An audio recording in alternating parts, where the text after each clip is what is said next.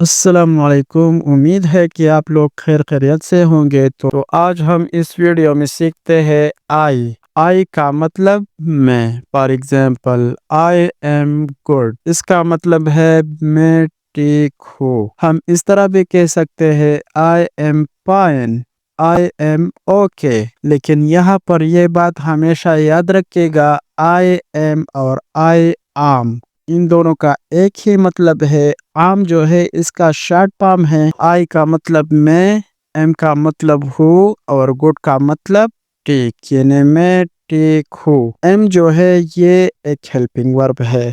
ایک اور example, I M علی یا آئی آم علی۔ عام جو ہے آئی ایم زیادہ تر استعمال نہیں ہوتا، زیادہ تر استعمال ہوتا ہے عام۔ میں بھی آپ لوگوں کو یہ مشورہ دوں گا، آئی ایم مت کہو، آئی آم کہو۔ آئی آم علی، میں علی ہوں۔ آئی انویٹڈ قاسم، میں نے قاسم کو مدعو کیا، یعنی دعوت دیا۔ آئی کا مطلب میں، انویٹڈ کا مطلب دعوت دینا، قاسم کا مطلب قاسم، یعنی میں نے قاسم کو دعوت دیا۔ ایک اور example, I told your father, میں نے آپ کے والد سے کہا۔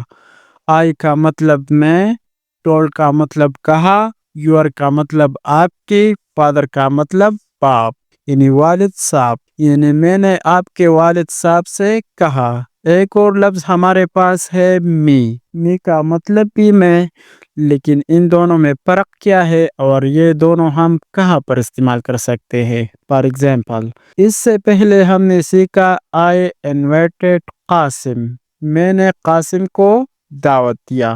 تو اس سینٹنس میں کام کرنے والا آئی ہے، یعنی میں ہوں۔ دعوت کس نے دیا ہے؟ میں نے دیا ہے۔ اور اگر قاسم مجھے دعوت دے تو پھر ہم اس طرح کہیں گے، قاسم انویٹڈ می، قاسم نے مجھے دعوت دیا۔ تو آئی سے می بن گیا ہے، تو پہلے سینٹنس میں آئی سبجیکٹ ہے اور دوسرے سینٹنس میں می آبجیکٹ ہے۔ ایک اور example, I told your father, میں نے آپ کے والد سے کہا۔ تو اس سینٹنس میں جو بات کیا ہے وہ میں نے کیا ہے، میں نے آپ کے والد سے کہا۔ اور اگر آپ کی والد مجھ سے بات کرے تو کام کرنے والا وہ ہے، یعنی اس نے مجھ سے بات کیا ہے، تو پھر میں اس طرح کہوں گا، یور فادر ٹولڈ می، آپ کے والد نے مجھ سے کہا۔ تو پہلے سینٹنس میں آئی سبجیکٹ ہے اور دوسرے سینٹنس میں می آبجیکٹ ہے۔ آئی ٹولڈ یور فادر، میں نے آپ کے والد سے کہا، یور فادر ٹولڈ می، آپ کے والد نے مجھ سے کہا۔ امید کرتا ہوں کہ اس کو آپ سمجھ گئے ہوں گے۔ اگر کچھ سمجھ میں نہیں آ رہا تو اور مثالیں آپ کو دے رہا ہوں آسان طریقے سے، اس کے بعد آپ لوگ کچھ سمجھ جائیں گے۔ اور اسی طرح مائی کا مطلب میرا۔ فار ایگزامپل، اس سے پہلے ہم نے سیکھا یور فادر ٹولڈ می، میں نے آپ کے والد سے کہا۔ اور اگر یور کے جگہ میں می استعمال کروں تو پھر ہم اس طرح کہیں گے، مائی فادر ٹولڈ می، میرے والد نے مجھ سے کہا۔ یور کا مطلب آپ کا اور می کا مطلب میرا۔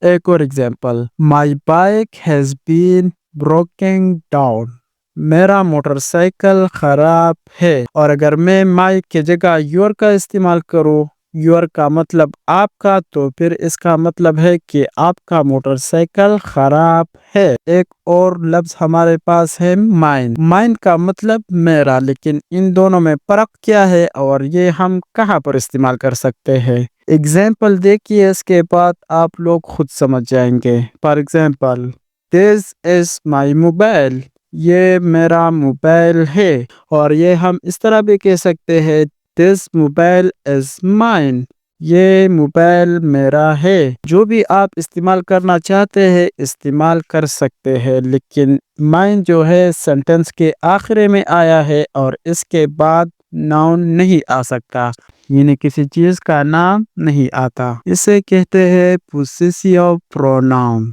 جیسا کہ آپ لوگ کو سمجھ آ رہا ہے، جیسا کہ آپ لوگوں نے کہا، دس از مائی موبائل، یہ میرا موبائل ہے۔ دس موبائل از مائن، یہ موبائل میرا ہے۔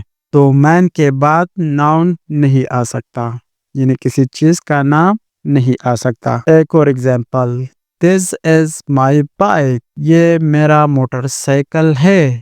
اور یہ ہم اس طرح بھی کہہ سکتے ہیں، دس از مائی بائک، یہ میرا موٹر سائیکل ہے۔